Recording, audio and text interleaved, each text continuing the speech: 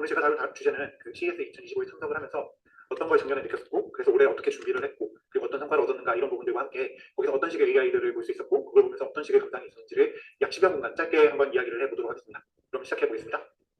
우선 CES라는 행사는 어떤 하나의 컨퍼런스홀에서 열리는 게 아니라 라스베가스에 있는 호텔들을 대부분 있습니다. 그래서 크게 나누면 테크 이스트, 테크 웨스트, 테크 사우스 이렇게 나눌 수가 있는데요. 우리가 보통 국내에서 스타트업들이 가는 곳이 저 테크 웨스트에 해당되는 부분이고요. 우리가 메인 전시관이라고 부르는 곳이 테크 이스트입니다. 그리고 키노트라거나 이런 이번에 젠슨한 키노트 같은 경우는 테크 사우스에서 열렸죠. 그래서 저희 같은 경우는 이번에 노스홀에 참석을 하게 됐고요. 이 메인관이라고 부르는 테크 이스트에서는 그 웨스트홀 쪽에 자동차들 관련된 것들이 있고, 노스홀에 이제 엔터프라이즈나 AI 로보틱스, 핀텍, IoT 등이 있습니다. 그리고 센트럴홀 쪽에 우리가 일반적으로 아는 가전제품들 회사와 게임, 메타버스, XR 등이 있죠. 이번에 메타버스가 노스홀로 또 있었기 때문에 바로 옆에도 있었는데요. 그 다양하게 여러 곳대가 있다고 보시면 되고, 우리가 일반적으로 아는 삼성, LG, 소니, SK 이런 큰 회사들, TCL 그런 곳들은 다 센트럴홀에 있다고 보시면 되겠습니다.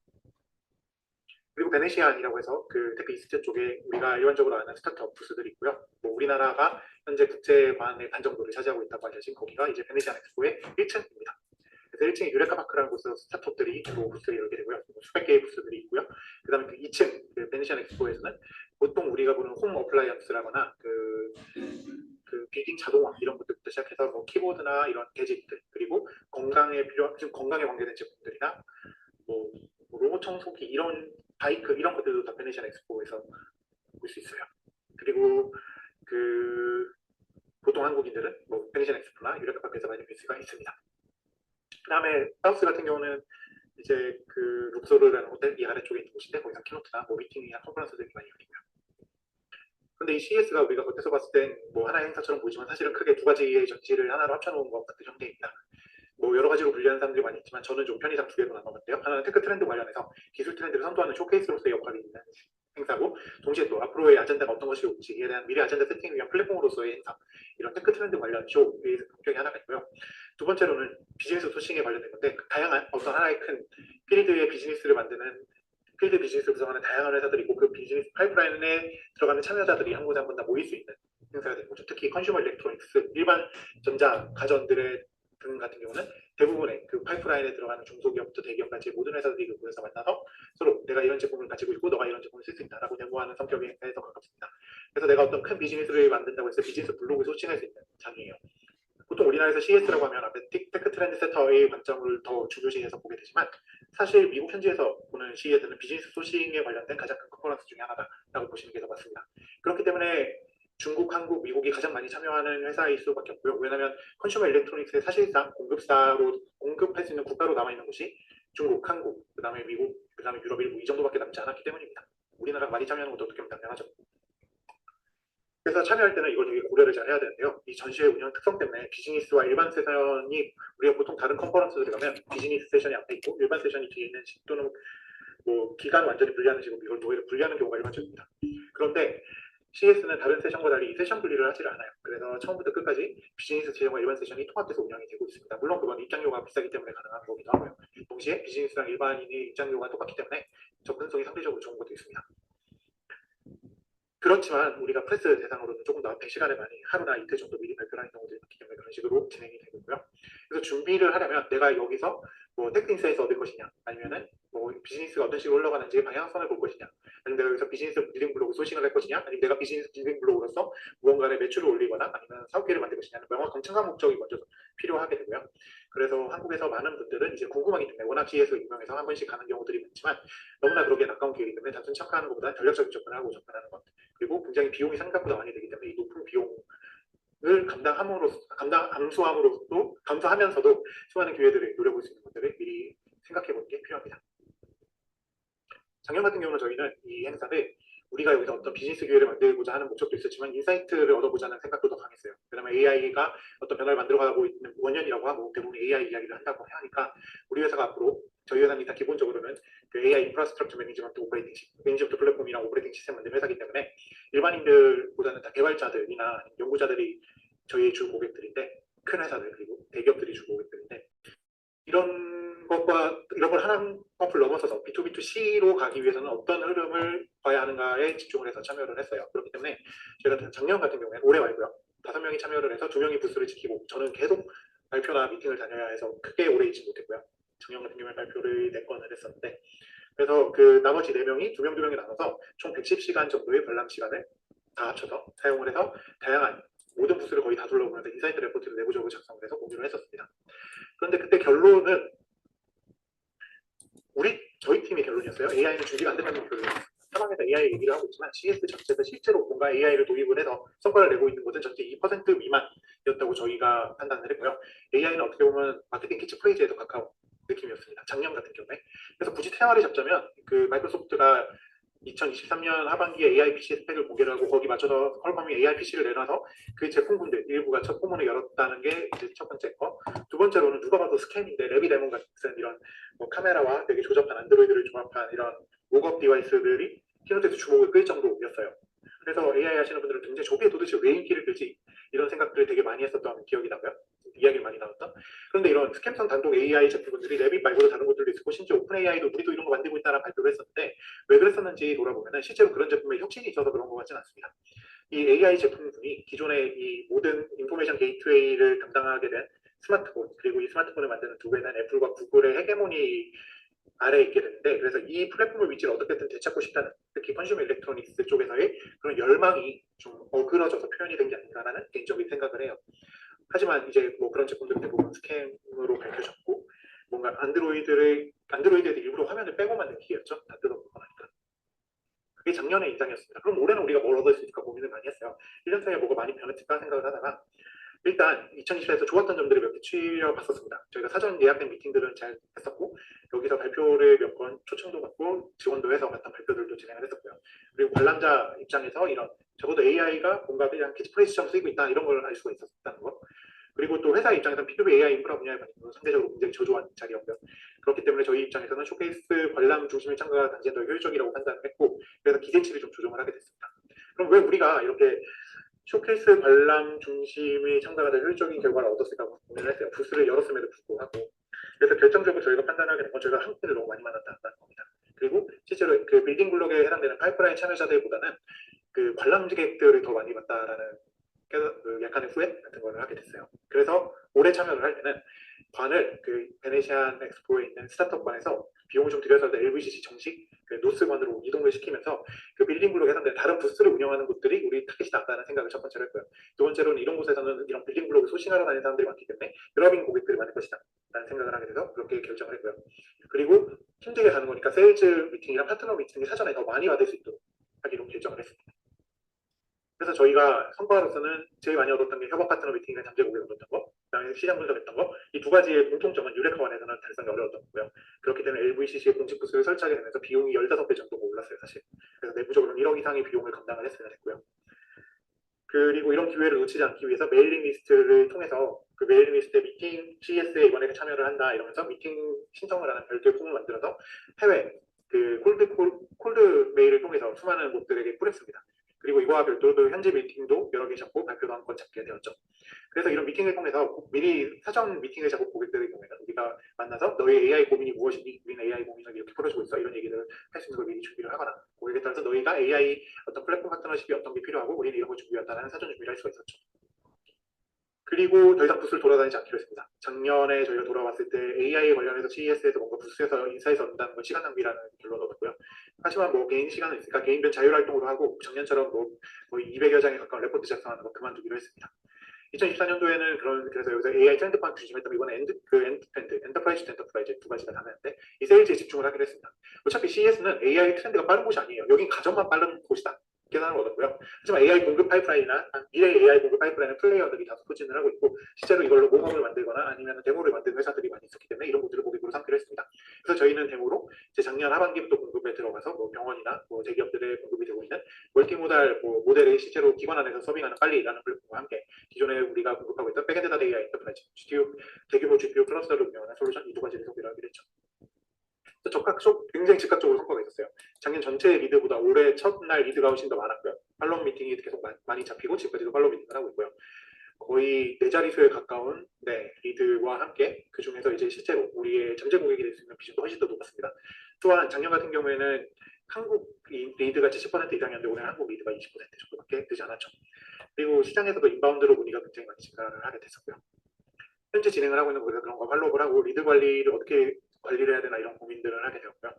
그래서 저희는 첫날 이렇게 위치를 바꾸고 AI에 관련된 관심을 다시 한번 확인을 하면서 실제로 비즈니스가 일어나는 섹터, 그러니까 인사이트를 얻을 수 있는 그 어떤 AI의 비전 관람자보다는 우리가 이 파이프라인에 실제로 들어와서 무언가를 그 세일즈 파이프라인이나 AI 비즈니스 파이프라인을 만들어 보자 하는 입장에서는 굉장히 좋은 기회가 될 수 있겠다는 생각을 했고요. 그래서 부스도 바로 예약을 하고 원래는 올해까지만 해보고 더 이상 하지 말자라는 생각도 하고 내부적으로 고민도 했었는데 장기적으로 참여 전략을 가져가는 걸로 전환해봤습니다. 특히 이번에 뭐 북미, 유럽, 특히 또 일본 쪽 세일즈 파이프라인을 두는데 굉장히 좋은 기회가 됐기 때문에 지속적으로 참여를 하기로 생각을 좀 바꾸게 되었습니다. 그럼 AI 얘기, 지금까지는 이제 AI 파이프라인의 어떤 한 컴포넌트 담당하는 회사가 이 CS를 바라보는 거에 대해서 간단하게 설명을 드렸다면 이제 마치기 전에 AI 자체에 대한 제 소감을 좀 말씀을 드릴게요. 저는 아무래도 발표도 하고 미팅도 여기저기 가서 해야 되는 경우들이 많다 보니까 여러 부스를 또 따로 보고 이제 상담을 하거나 이야기를 할 기회들이 많이 있었는데요. 중요한 건 이겁니다. 저희가 생성 AI이지만 CS는 생성 AI에 관심이 없습니다. AI는 거의 모든 전자제품의 구성 요소의 기존의 소타를 넘기 위한 시도로 사방에서 쓰이고 있고요. AI는 명칭을 굳이 쓰지 않더라도 비전이든 모바일이든 로보틱스 이런 게 다 쓰이고 있었어요. 저희 뒤에 있던 부스인데 이건 제 커피를 내려주는 로봇이거든요. AI라는 표현 별로 쓰지 않아요. 물론 노예는 AI를 쓰지만 그냥 이런 식의 어떤 로보틱스 제어나 이런 걸 하지만 제너레이티브 AI를 위한 공간은 사실상 없다고 봐도 될 것 같습니다. 왜냐하면 여기 있는 사람들이 실제로 비즈니스 파이프라인을 만들어야 되는 사람이기 때문에 생성 AI가 실제로 얼마나 돈을 벌어줄 수 있는가에 대한 명확한 매트릭이 아직 없는 상태예요. 그리고 또한 생성 AI가 단독 어플리케이션으로서 입지가 확보되지 않은 상황이라서 사실 소프트웨어 생태계에 더 가까운 상황이고 이렇기 때문에 생성 AI가 눈에 드러난다기보다는 AI PC의 코파일럿 형태 또는 어플라이언스의 내장이 되어서 여러 가지 기능을 해주거나 아니면 AI 키오스크를 통해서 통역을 해주거나 아니면 상담을 해주거나 주문을 대신해주는 식으로 통합되어서 활용되는 게 더 강했습니다. 그리고 이런 걸 GenAI라고 부르질 않죠. 그냥 AI라고 부릅니다. AI 쪽의 실응용 사례나 부스 사례를 보면 AI를 가속한 NPO 회사들이 한국에서도 많이 왔었고요.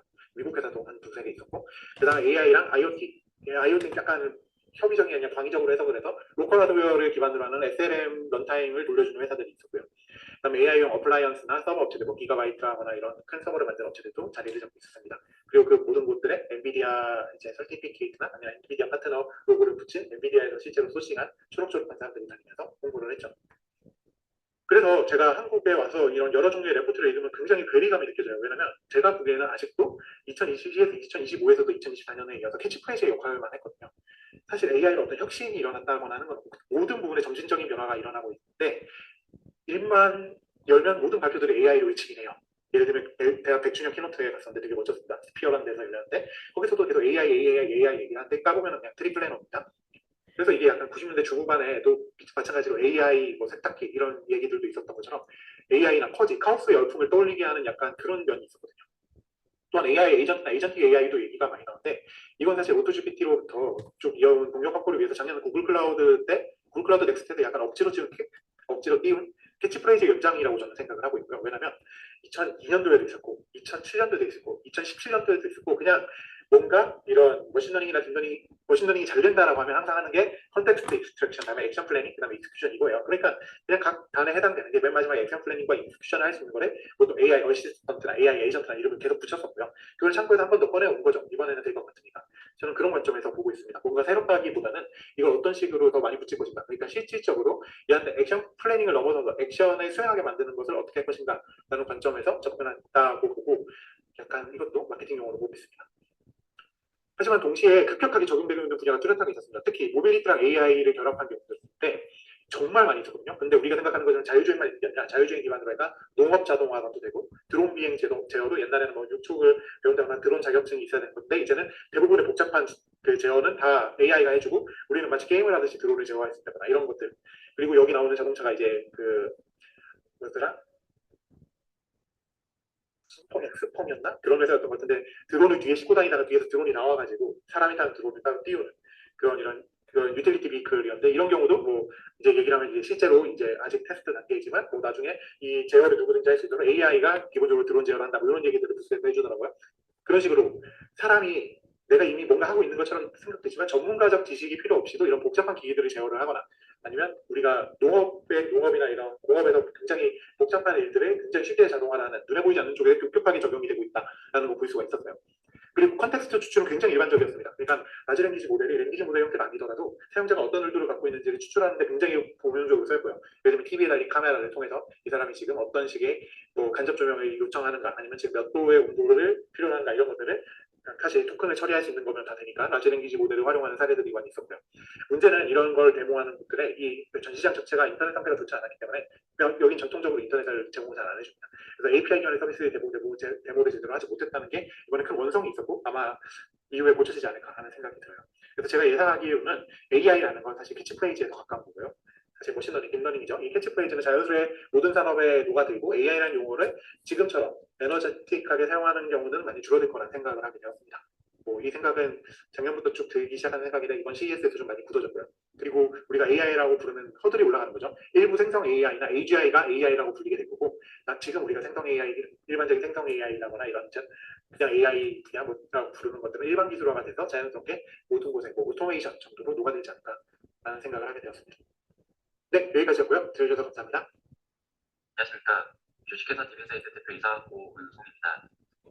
네, 오랜만에 KCF 모임에 참석하게 되는데요. 제가 부득이하게 출장 중이라서 한 10분 정도의 영상으로나마 2025년 CES에서 디비사이트가 어떻게 활동을 했고 어떤 솔루션 선보였는지, 그리고 무엇을 느꼈는지에 대해서 회원분들과 공유를 할 수 있는 영상을 시작하도록 하겠습니다. 2023년부터 올해까지 총 3번 연달아 CES를 참석하게 되었고요. 작년 같은 경우는 몰소에서 저희 단독 부스를 진행했었는데, 그거에 비해서 올해 2025년은 현대차 제로원 통해서 현대차 부스에 저희가 10개의 포트폴리오와 함께 입점을 해서 이번에 모빌리티 분야 그리고 디지털 트윈 분야 두 가지 시장을 중점으로 둔 두 가지 솔루션을 소개를 할 수가 하게 되었습니다.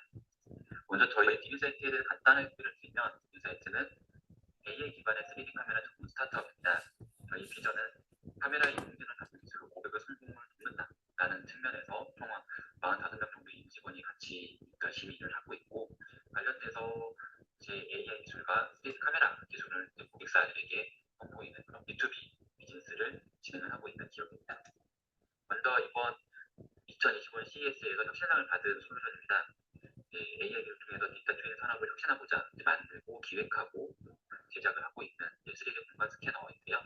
저희 솔루션 3D 공간 스캐너의 이름은 김행민 프로입니다. 김행민 프로는 아웃스터 라이다를 기반으로 라이다를 활용하고 있고, 거기 엣지 디바이스에 많은 AI 기술과 실시간 모니터링할 수 있는 UX 시스템이 구축되어서 현재 김행민 프로는 GS 건설, 호반 건설, 그리고 왕복 토지, 주택공사, 에너지 수도원 등 여러 군데에서 POC를 진행을 하였고, 그렇게 POC한 결과물을 토대로 점점 더 솔루션이 테크노마에 다가서고 있는 중입니다.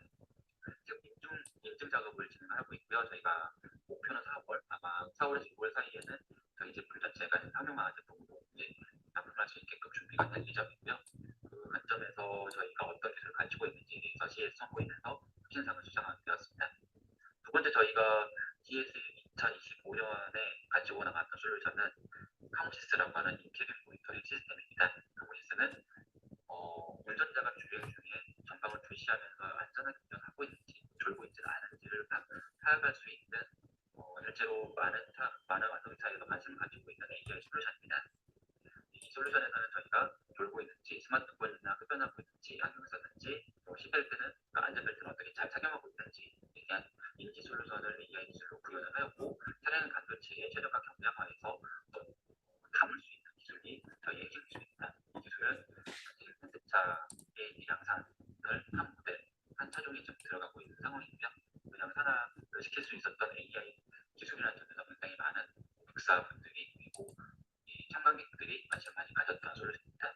실질적으로 어떤 식으로 저희 이 두 가지 솔루션을 선보였는가 하면은, 이 사진이 올해 2월 3일, 1월 4일에 찍었던 사진인데요.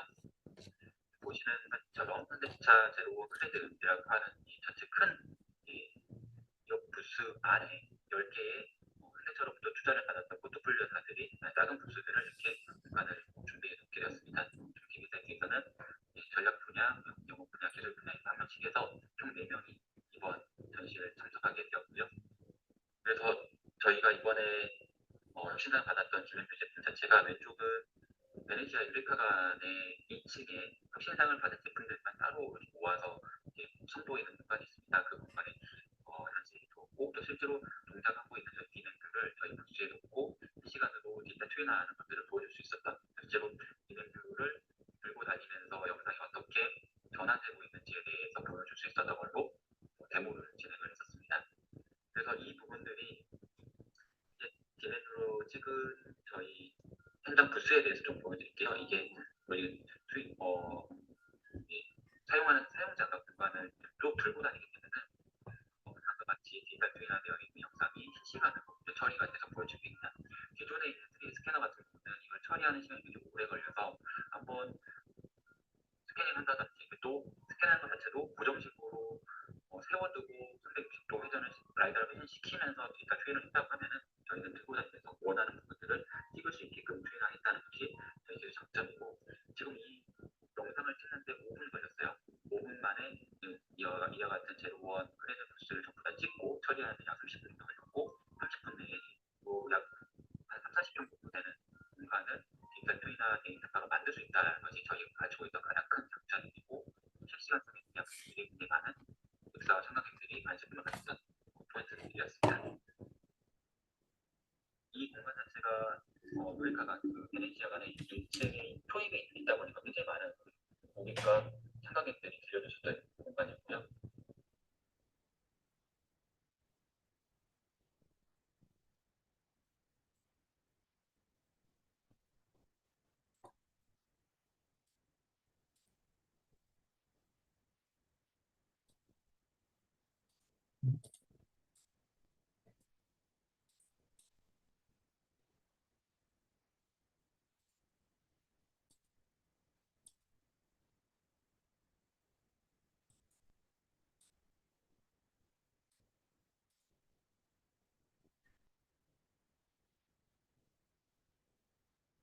보여드렸던 것은 이 온전한 상대 모니터링 솔루션이라고 하는 지금 보고 계시는 이와 같은 형태로 데모를 좀 진행을 했었어요.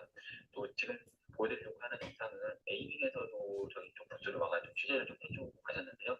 굉장히 한 3분 정도 관련의 동영상인데 잘 취재를 해주셨고 또 어떻게 이제 데모를 하고 있는지를 보여주는 영상이어가지고 제가 가져오게 되었습니다. 짧게 보여드린 거고 전체적으로 저희 데모가 어떻게 진행되는지를 좀 더 자세히 보고 싶으신 분들은 아래에 있는 링크를 좀 참조해 주시면 좋을 것 같습니다.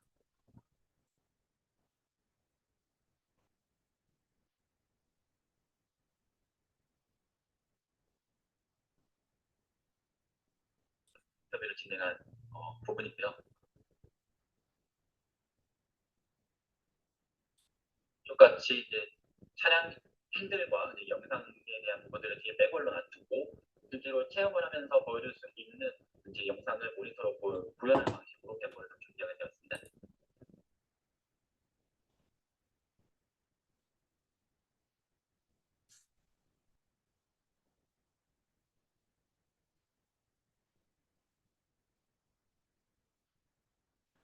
지금 영상에 녹화할 때 지금 시연하는 영상이 그 녹화가 안 된 것 같습니다. 나중에 앉아서 이제 체험을 하면서 추가해서 편집하는 영상에는 반영을 해보도록 그렇게 하겠습니다. 실질적으로 이번 전시에서 크게 느꼈던 점을 두 가지로 좀 정리해 보면은 전반적 전시 같은 경우는 AI 기술이 이제 좀 뜬구름 잡는 기술들이 아니라 현실에서 어떻게 사용될 수 있는지를 보여주는 솔루션과 데모들이 굉장히 많았다라고 저는 느꼈었고요. 특히나 빅테크 기업들이 예전에 이제 새로운 것들을 많이 보여줬다고 하면 좀 보수적이지만은 이제 실제로 돈이 캐시플로우가 생길 수 있는 형태의 AI 기술들 그리고 그 솔루션들을 선보였던 전시회가 아니었나라고 저는 느끼게 되었습니다. 디비 사이트는 굉장히 큰 성과를 많이 얻게 되었어요. 총 4명이 갔는데 저희가 전반적인 명함과 미팅 미니트 등을 다 정리해 봤을 때 길고 짧은 미팅을 전부 다 수를 세보니까 248개의 정도 미팅을 진행했더라고요. 그만큼 굉장히 많은 사이 동안 참관객과 고객들이 많이 유입이 됐었다라는 것이 저희 디비 사이트 입장에서 큰 성과라고 생각되고 이제는 카모시스라고는 저는 모빌리티 시내에서 굉장히 유수한 기숙사들을 새롭게 만든 기업이었고 두 번째로 T1들이 국내에서 굉장히 많은 미팅을 진행했었고 좀 성공이 했지만 실제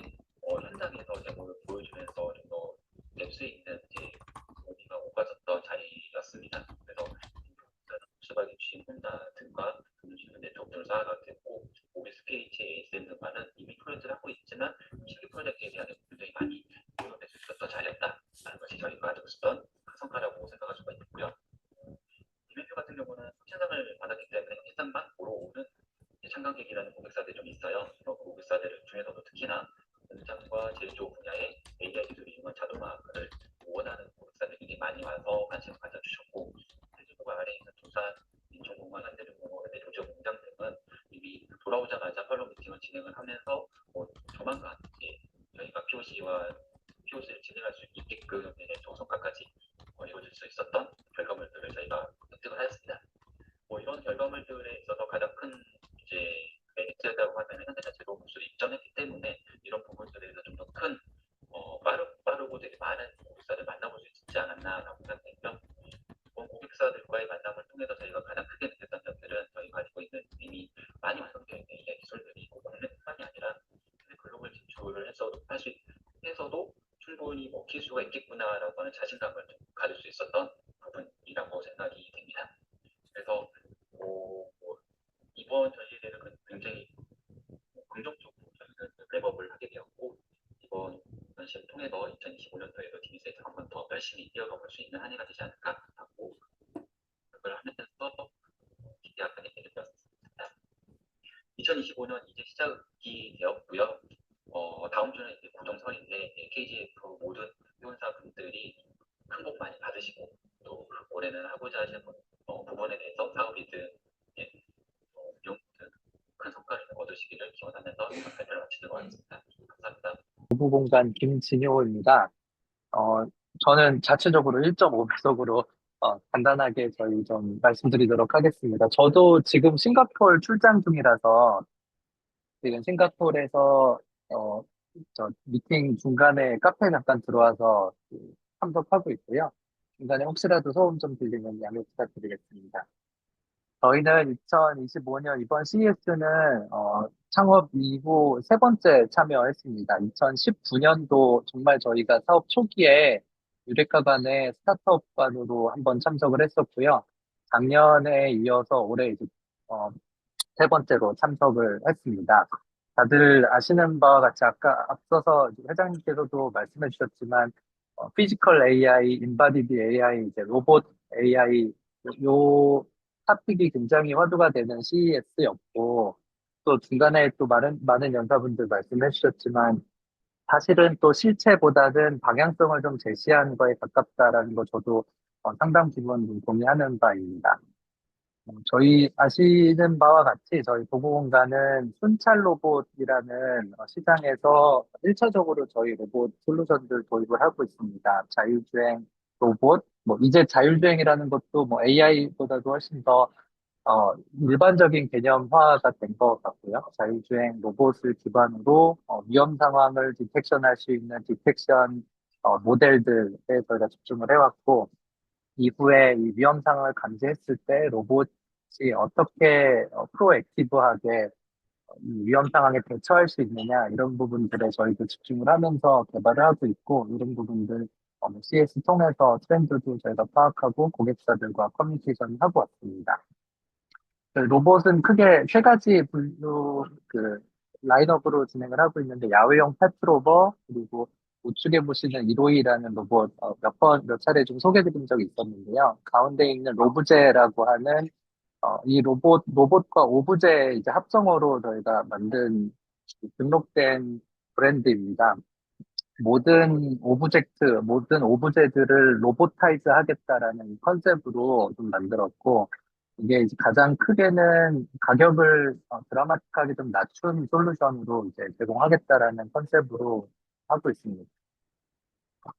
여러분들은 넘어가고요. 지금 작년에 대비해서 올해 저희가 트랙션으로 많이 만들었던 부분들은, 작년에는 약 현장에서 20대에서 30대 사이를 운영을 하고 있었는데, 지난 1년간 경찰청, 공군 부대 등을 포함해서 포스코 이런 것들에 굉장히 좋은 반응들 보여주셔서 작년까지 해서 지금 현재는 약 56대 정도 현장에서 운영을 하고 있습니다.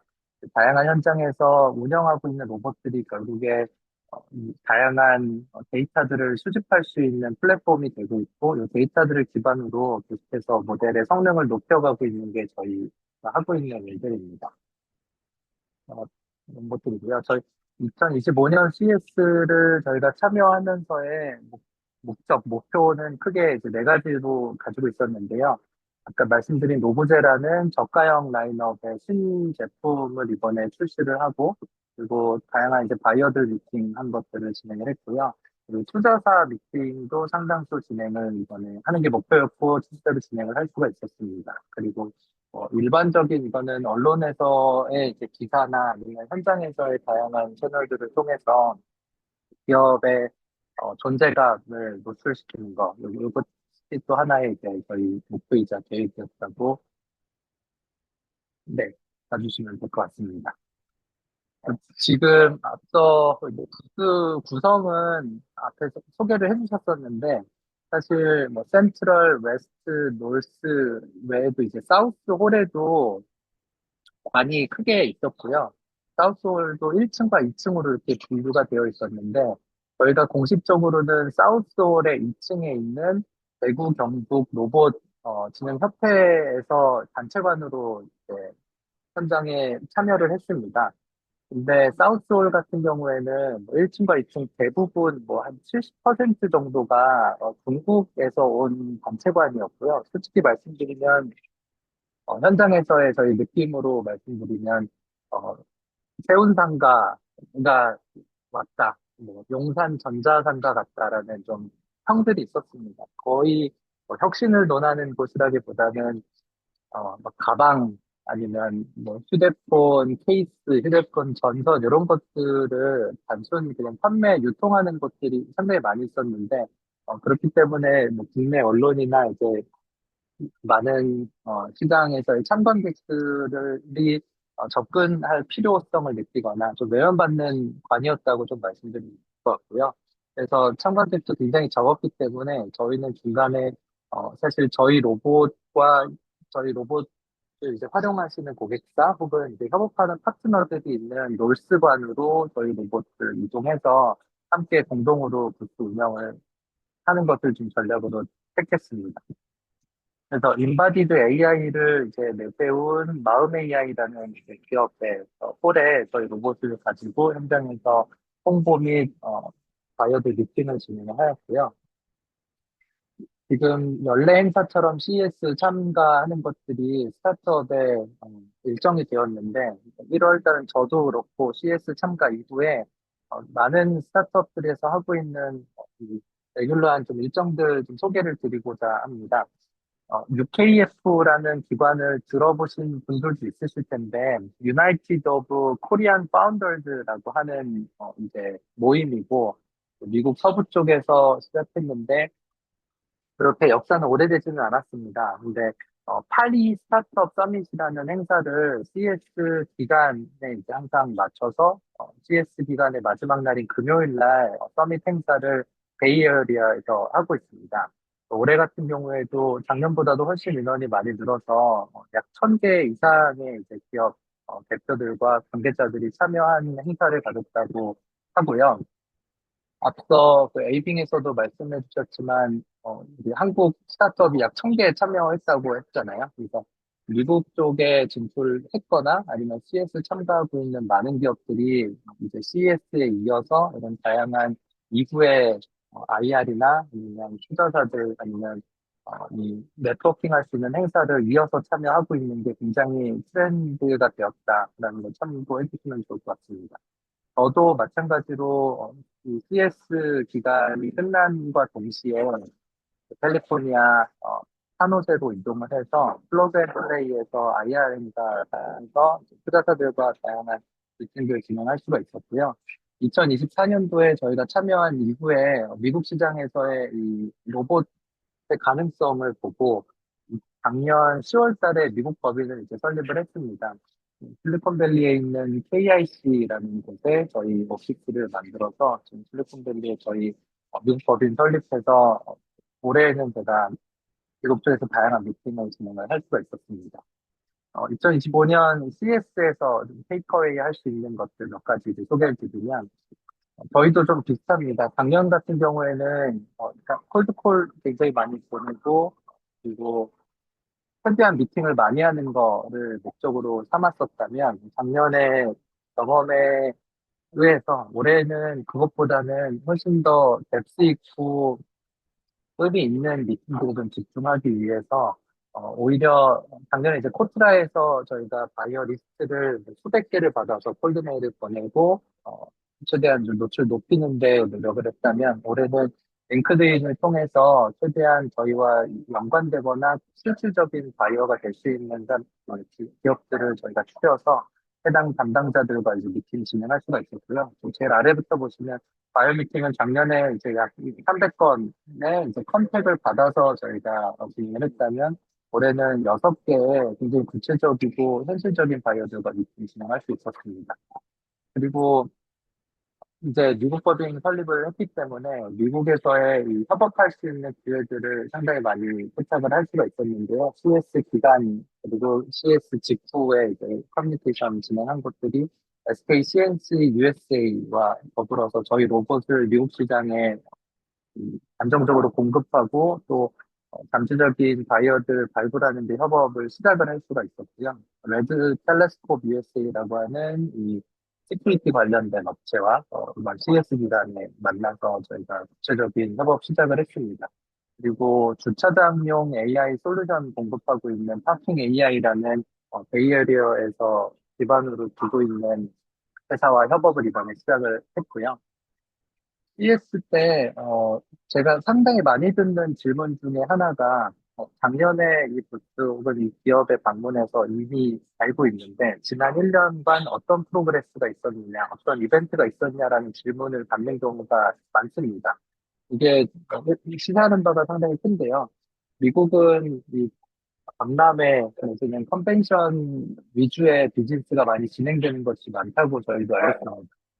매년 보안과 관련된 ISC 웨스트라는 이제 보안 전시, 그리고 CS와 같은 이제 대형 전시에 저희가 참여를 하는데, 같은 기업을 어차피 신뢰를 기반으로 비즈니스가 진행이 되기 때문에 한 해 짠하고 발표해서 고객 바이어와 협업 혹은 매출까지 이어지기보다는 상당히 여러 해 거치면서 어떻게 이 기업이 성장하고 있고 어떻게 준비가 되고 있는지를 이 트러스트를 이제 만들어가는 게 굉장히 중요하기 때문에 저희도 CS의 부스가 크던 작든 최대한 이제 비용을 절감할 수 있는 방향으로 매해 참여를 해서 반복적인 커뮤니케이션 하는 거를 이제 목표를 좀 하고 있습니다.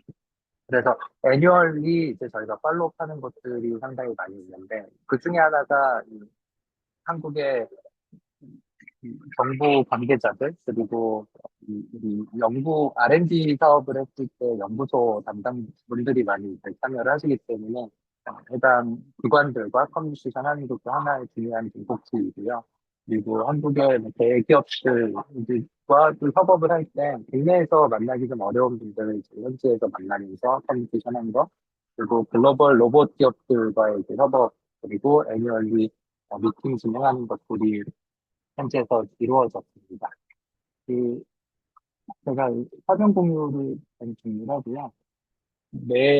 이 현지에 참여해서 사실 부스 안에서 일어나는 일들보다 부스 밖에서 일어나는 일들이 훨씬 더 많다는 얘기도 좀 드리고 싶습니다. 이 전시가 화, 수, 목, 금 이루어지는데 저희도 매일 저녁마다 네트워킹 행사나 이 관련 기업들이 모여서 파티 진행하는 것들 그리고 관련된 주제와 관련된 포럼이 진행되는 것이 굉장히 많습니다. 대부분 호텔의 이제 행사장들을 빌려서 CS 행사 마친 이후에 이런 일들이 이루어지는데, 저희도 굉장히 많은 행사들을 거절하거나 셀렉해야 될 만큼 저희가 한 7개 정도 이 행사에 초청을 받았었고, 그 중에는 이제 투자사 미팅도 저희도 진행을 했고요. 그리고 로봇 기업들과 관련된 것, 간담회 이런 것들에 참여를 많이 하면서 실제로는 행사장 밖에서도 많은 네트워킹과 인덱스한 커뮤니케이션이 이루어진다는 것을 말씀드리고 싶습니다. CES에서 AI 에이전트 위주로 장표를 발표를 준비해 봤고요. 인공지능 트렌드와 주요 기업 전략 좀 정리해서 공유해 드리겠습니다. 그래서 일단 콘텐츠 그렇고요. 이렇고요. 네, 저희 회사는 일단은 그 데이터 중심 AI 전문 기업으로서 이제 보통 데이터 라벨링, 데이터 구축, 뭐 데이터 뭐 구매, 판매 뭐 그런 식으로 해서 실제로 AI를 제작하거나 뭐 LLM을 구축하거나 아니면 뭐 다른 여러 방식 뭐 비전이든 어떤 뭐 AI를 만드는 AI 회사들에게 이제 데이터 서비스를 제공하고 있습니다. 현재 뭐 다양한 국내 뭐 대기업들 포함해서 이제 열심히 하고 있고요. 최근에 이제 신뢰도성 검증, 이제 AI 서비스를 만들었을 때 이 AI 서비스의 신뢰성을 어떻게 검증하냐 이쪽을 이제 저희가 솔루션으로 제공하고 지금 사스로도 개발하고 있는 형태입니다.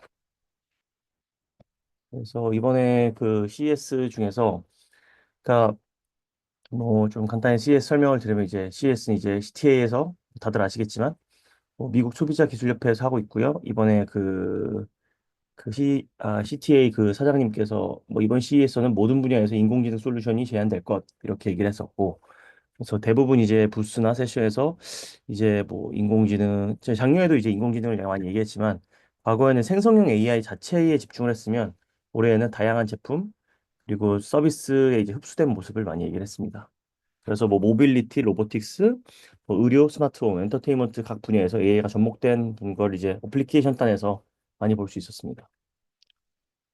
그래서 1년 사이에 어떻게 AI가 달라졌는지 트렌드를 좀 분석을 해보면, 뭐, 일단은 작년 같은 경우 이제 파운데이션 모델 간의 경쟁, 뭐 예를 들면 뭐 이게 뭐 LLM이냐, SLM이냐, 멀티모던이냐 이런 좀 밑단의 얘기를 많이 했었고, 뭐 이게 뭐 챗봇 중심의 뭐 챗GPT, 바드, 뭐 이제는 뭐 제미나이겠죠? 뭐 클라우드 등 이렇게 뭐 이런 얘기를 많이 했었는데, 적용 사례에 대한 얘기는 좀 적었고, 어떤 게 이제 상상이 있었다. 그리고 2025년이 그 상상, 그 적용 사례가 실제로 적용된 분야가 좀 드러나기 시작했어요. 그래서 이제 모델 경쟁에서 서비스 제품 경쟁에 본격으로 도입했다. 그래서 이제 금융, 의료, 아까 말씀드렸듯이 다양한 분야에서 특화된 AI 기능이 등장을 하고 AI가 서비스가 되고 있습니다. 그중에서 AI 에이전트 얘기가 정말 핫했는데요. 예, 그래서 AI 에이전트 이야기를 좀 저는 중심적으로 할 것 같습니다. 이제 AI 에이전트의 개념은 일단 인간의 행동을 모방하고 인간이 사용하는 도구를 직접 활용하면서 자율적으로 작업을 수행할 수 있는 AI가 되겠습니다. 그러니까 기존 생성형 AI는 이제 직접 인간이 뭐 프롬프트를 입력해서 뭐 이미지나 텍스트를 생성한다고 하면은 이제 AI 에이전트는 그거조차도 어떻게 보면은 뭐 작업 실행과 문제 해결을 직접 AI가 한다고 생각하시면 됩니다. 그리고 작동 방식은 뭐 리더 에이전트 이제 목표 설정하고 뭐 전체 프로세스를 관리하는 게 있고 그 하위 에이전트 이제 세부 작업을 분할해서 이제 외부 API 도구를 호출해서 결과를 취합하는 그래서 이제 뭐 챗GPT 같은 뭐 그런 AI가 다른 외부 AI를 외부 AI API를 통해서 다른 애플리케이션을 직접 관리하고 이제 운영하는 형태가 많이 나오고 있습니다. 그리고 뭐 결과물을 도출해서 보고서를 보여주거나 실제로 액션을 취하는 게 많겠습니다. 기대 효과는 뭐 생산성이 극대화될 거고요. 이제 다양한 분야에서 프로세스가 엄청 자동화, 오토메이션이 될 것 같습니다. 그래서 인간이 단순히 지시를 하는데 다수의 이제 업무를 병렬 처리하게 될 것 같습니다. 그래서 이제 뭐 빅테크 기업 중심적으로 이제 좀 살짝 뭐 알려드리면 뭐 일단 제미나이 2.0 그 최신 LLM 업그레이드를 해서 이제 핵심에서 얘기했어요. Vision of a Universal Assist. 말 그대로 범용 조수. 이제 하나만 하는 게 아니고 전체를 다 해주겠다. 말 그대로 프로젝트 자비스라고 뭐 크롬 확장 프로그램을 이제 보여줬는데 이제 웹브라우저에서 이제 웹브라우저를 사용자가 그러니까 썼을 때 그걸 관련해서 전부 모든 구매 예약 같은 거를 AI가 수행을 하거나 도와주는 그런 형태를 실제로 하고 있습니다. 그리고 프로젝트 오스카라고 오픈소스 AI 플랫폼, 그리고 기업 개발자들도 손쉽게 AI 에이전트를 구축할 수 있는, 그래서 자연어 대화로 그 디버깅도 하고 수정도 하고 이런 개발 효율 극대화를 하는 프로젝트도 있었고요. 그래서 구글의 생태계 전략은 일단 크롬 브라우저를 중심으로 이제 그 B2C 전략으로 사람들이 이제 그 크롬을 통해서 AI를 잘 활용할 수 있게끔 하겠고, 그리고 이제 자비스를 통해서 이제 좀 그 전체적으로 그러니까 AI 하나로 모든 걸 다 다루겠다 이런 비전을 보여줬습니다. 그리고 마이크로소프트는 뭐 코파일럿을 이제 더 발전시켜서 코파일럿 스튜디오로 확장을 하고 이제 개발자 기업 전용 커스터마이징 툴을 이제 자기 있는 자체 그 오피스 툴이나 이런 거랑 연동을 잘해서 더 확장을 하겠다는 걸 보여줬습니다. 오픈 AI 같은 경우 이제 AI 에이전트 API 오퍼레이터를 출시해서 1분기에 출시를 해가지고 이제 다양한 복수 에이전트들, AI 에이전트들과 이제 하위 에이전트들과 이제 오퍼레이션을 같이 하겠다는 걸 보여줬고요. 엔트로픽은 뭐 그 사용자가 이렇게 어떤 행위를 컴퓨터에서 이용을 하면은 그걸 자동으로 AI가 분석해서 그걸 그대로 모방하고 그걸 자동화하는 오토메이션을 하겠다는 걸 많이 공략을 했습니다. 그래서 뭐 아마존 AWS와 제휴해서 뭐 B2B, B2B 클라우드를 공략하겠다 했고요. 좀 이제 한국 그 기업 쪽을 좀 얘기를 하면 삼성 SDS 쪽을 좀 뭐 따로 빼서 얘기를 드리면 삼성 SDS 같은 경우는 이제 뭐 ERP 뭐 CSM 같은 이제 시스템에다가 이제 외부 LLM을 안전하게 연결해서 이제 클라우드 기반으로 이제 다 멀티 LLM을 활용해 가지고 자체적으로 쓰겠다. 그래서 뭐 그 내부적으로 쓰기도 하고 그걸 활용해서 뭐 외부적으로 이제 그 프로젝트를 할 때도 쓸 생각을 하고 있는 것 같고요. 그래서 뭐 요청을 하면 여러 하위 에이전트에서 기사나 이런 데이터를 수집하고 뭐 이거 뭐 그림도 만들고 테이블도 만들고 이래서 통합 보고서도 만드는 뭐 이런 뭐 Fabrics X라는 뭐 Fabric X라는 프로그램을 하는 것 같고요. 그리고 또 이제 같이 내부에서 협업 솔루션을 하는 이제 브리티 파일러 이런 형태로 해서 뭐 번역도 되고 뭐 발언에 대한 요약 분석 이런 것부터 해서 이제 개인 비서 뭐 소통 대행을 해가지고 이제 모든 걸 이제 좀 자동화 오토메이션을 하겠다 이런 내용도 있었습니다. 그리고 또 이거는 뭐 RPA, BPA 이런 거를 생성형 AI를 합쳐서 진짜로 하이퍼 오토메이션 전체를 다 오토메이션을 하겠다 이런 내용도 있었고요. 그래서 뭐 좀 예시를 드리면 뭐 회의도 요약하고 이메일 초안도 작성해주고 뭐 자동으로 뭐 그 주기적으로 뭐 어떤 모니터링을 하는 것도 이제 하는 형식으로 한다고 하고 있습니다. 그리고 좀 더 이제 진짜 스마트홈이 이제 적용이 될 건데 이 스마트홈 같은 경우도 이제 CES에서 이제 쇼룸으로 이제 꾸며가지고 이제 직접 B2C 그 컨슈머들이 뭐 알렉사 뭐 이런 걸 통해서 뭐 그 실제로 뭐 그러니까 집을 직접 관리하고 뭐 이렇게 운영하고 이런 거 하는 걸 실제로 볼 수 있었고요. 그리고 삼성전자, LG전자는 당연히 뭐 가전을 많이 만들기도 하고 하니까 이런 거에 핵심에서 스마트띵스 해가지고 다 이제 터치 스크린, 음성 스크린으로 이제 뭐 가전의 상태 아니면 뭐 모든 이런 LLM이 할 수 있는 것들을 이제 대화하는 가전을 많이 보여준 형태가 실제로 이제 예전에도 이런 컨셉은 많았지만 실제로 이제 많이 보여준 형태가 되는 것 같습니다. 좀 정리를 하자면 AI 에이전트 이제 실제로 이제 어플리케이션 단으로 많이 넘어와서 이제 산업에서 실제 일상을 보여주는 예시가 많았고요. 이 빅테크에서 이 어플리케이션 단을 서로 경쟁을 해서 어떻게 갖겠다 이런 거.